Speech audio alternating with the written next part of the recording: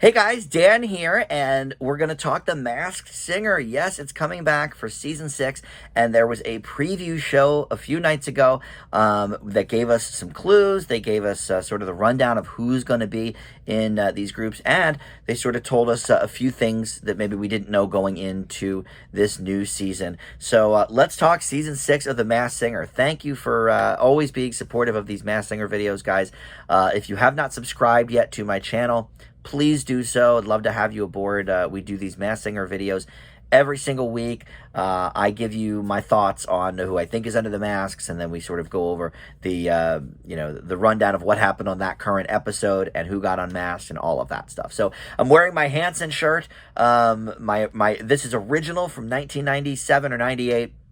In honor of Hanson's appearance on the show last year. Knew it was them from when they started singing. So now I actually thought this preview show was going to be on Wednesday the 15th, but it wasn't. It was days before that, and my buddy on the comments, Tyler, I think it even mentioned the specific day weeks ago. He was like, hey, are you going to do a preview video? And just because Masked Singer is always on Wednesday, I just thought, oh, it must be on Wednesday. So I didn't really check my my local listings, but it wasn't on. So then I was like, okay, well, when did it air?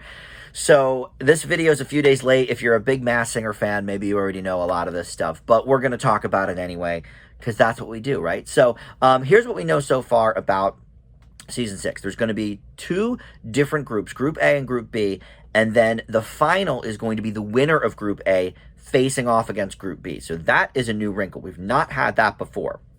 Usually around the 6 or 8 people left arena, they merged both the groups, and then they all just battle it out together. But here, it's more of a March Madness style type thing. We're going to have Group A, the winner of that, against Group B's winner. There is a 2-night premiere next week. Now, we knew about this in advance, but here's exactly what that will entail. Group A is going to be performing both nights. The first night, 2 singers will be unmasked, which I think has never happened in the history of the show. On the same night. Maybe it has. Well, I mean, I guess it has for like finals and stuff, but I mean, not for the first week. And then the second night, same group will be performing, but 2 of the wild cards will be introduced that night. So we'll have still the same number of people performing. Wild cards were just talked about for the first time last year, and I thought they were interesting. I thought they were a fun addition to the show, so I'm glad they're back. Everybody's back on the panel, and of course Nick Cannon's back to host. Personally, I thought Niecy Nash was a better host. I would love to see her come back again and host, but that's fine. We'll have Nick Cannon in the meantime. And some of the guests that have been talked about already for panelists this season. Cheryl Hines will be returning. We love her. And Leslie Jordan, who I think has never been on the show before, but he's part of the Fox family now with Call Me Kat, so why not? Also, the producers have announced that there's going to be more of a variety of people this year, which is great, because one of my big issues with last year is that it was almost all singers. You know, the last 2 years, really, it was, Leanne Rimes and Taylor Dane and Tori Kelly and Hanson and Nick Lachey and, all these people that it's just like, okay, we recognize their voices. Even Mark McGrath from Sugar Ray, he didn't last very long, but, he's still a famous singer too. So I would love for them to go back to those sort of earlier days where, yes, maybe there was a few, 2, 3, maybe 4, big time singers, but everybody else was, an athlete or an actor or a newscaster or, whatever it was. So here's what we know about the accomplishments of season 6. And this will include, I guess, the wildcard contestants as well.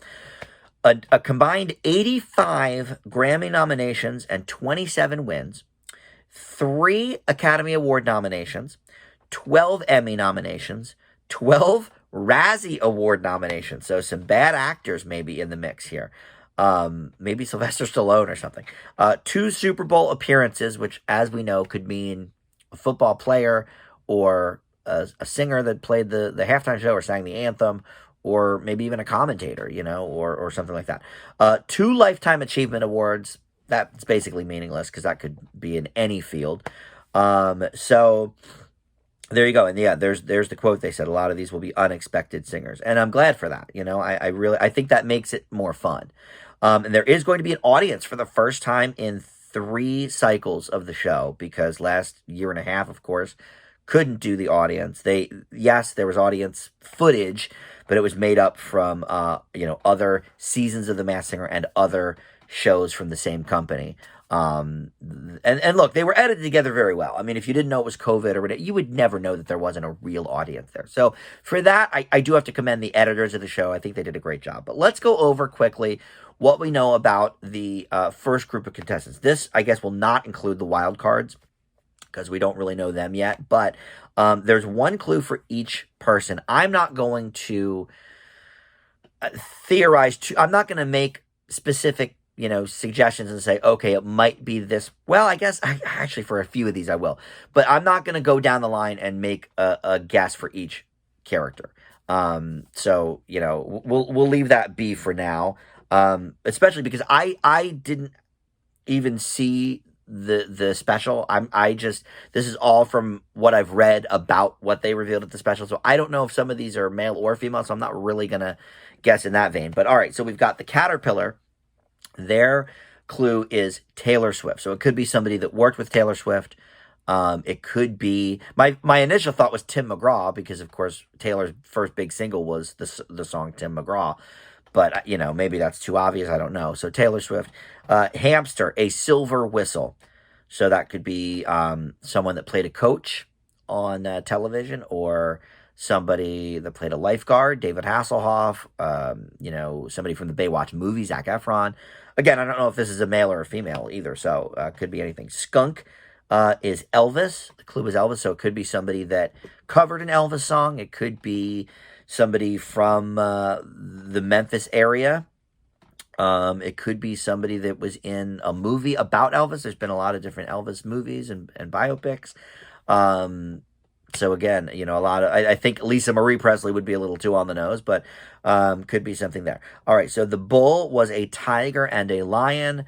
For me, big Wizard of Oz fan, I always think of that, Wizard of Oz, lions and tigers and bears, so it could be something Oz related. I always go to that. I don't think it's Judy Garland. She's dead, obviously, but Liza Minnelli, her daughter, though, is still alive, so I don't know. But bull seems like a masculine character, so I'm guessing that's a dude. A mallard had a red rotary phone for the clue. Rotary phone is the old, the dial phones from the 60s, 70s, and the early 80s. That doesn't really tell me anything. Maybe somebody from the Brady Bunch. Although I think they had a green phone, but red rotary phone, though. I wonder if that's like from Get Smart. Maybe somebody from the Get Smart movie. All right. The cupcake, a compass pointing due north. That could be anything. It could be somebody from North Carolina, North Dakota, somebody that played Santa Claus in a movie, North Pole, whatever. A jester, a bouquet of what appears to be 13 red roses. So that could be somebody from a famous Valentine's movie, famous rom-com, maybe, something like that. Banana split had 3 dice with the number 2 on each of them. The number clues this early in the game can mean literally anything, so that doesn't tell me much. So 3 dice with 2 on it would be 2, 2, 2. It adds up to 6, I know that. I don't really have anything for that. Queen of Hearts was a horse, so it could be somebody that I always go like to movies right away, like somebody that had was in a famous horse movie. It could be Billy Ray Cyrus, who sang Old Town Road, with Lil Nas X. I doubt it's Lil Nas X. He's riding a career high right now, so I don't think he's doing The Masked Singer, but could be something like that. But again, Queen of Hearts leads me to believe it's probably a woman. So, could be somebody from, it could be, wasn't one of the young Fannings in that movie Dreamer about the horse? I don't know. I'm really stretching here, but I don't know. There was the beach ball with 2 Band-Aids crisscrossed to form an X. So the braids, I don't know. I think of, obviously a female with that, like a young woman, Pippi Longstocking type of thing with 2 braids, but that's more pigtails. Braids, I guess, would be more in the African American community. So it could be forming an X, could be something with Malcolm X. But it could just as easily be something with I don't know, In Excess or something. Like there's so many possibilities. Braids in a crisscross to look like an X. X rated, a former porn star. I mean, they probably wouldn't, unless they were really a famous one like Tracy Lords or something, probably wouldn't go with a porn star, I would think, on on that show. But yeah, braids and an X could be just about anything. So not sure about that one. Only was it one or two left? A Dalmatian. There were 5 bald eagles. So of course, bald eagles. You think of America. You think of the national bird, and also the bald eagle on the show was Dr. Drew, I believe. So that was in season like 2 or something. So could be something with associated with Dr. Drew. And then the octopus is the last one. Milk and a chocolate chip cookie. Yeah, I mean, there's Milkshake by Khalees. Milkshake brings all the boys to the yard, but milk and cookies, again, could be somebody that played Santa in a movie. Or somebody with a famous Christmas song, leaving milk and cookies out for Santa. That's what I think of with milk and cookies, I guess. Except like Survivor, that one challenge they did because they all wanted peanut butter cookies and milk. But I don't think that's it. I think it's more Santa related. So anyway, that's all I've got. I don't, again, I wasn't going to make specific guesses, for these people because I have no clue. I like to hear them sing, and I like to get a whole clue package first before I really make any guesses for my first impression, because I don't want anybody to go back and be like, oh, well, in the preview, you said it could be Tim McGraw. No, I didn't. That's not an official guess. I'm just sort of theorizing. So when we get to next week's show, we will get to the official first impression guesses from me, from the panel, and from you guys in the comments, I'm sure, as well. So thank you for watching, and we'll see you back here next week. We've got 2 episodes next week. We've got Wednesday and Thursday, both with Group A, so a lot to talk about there on The Masked Singer. Thanks for watching. Bye.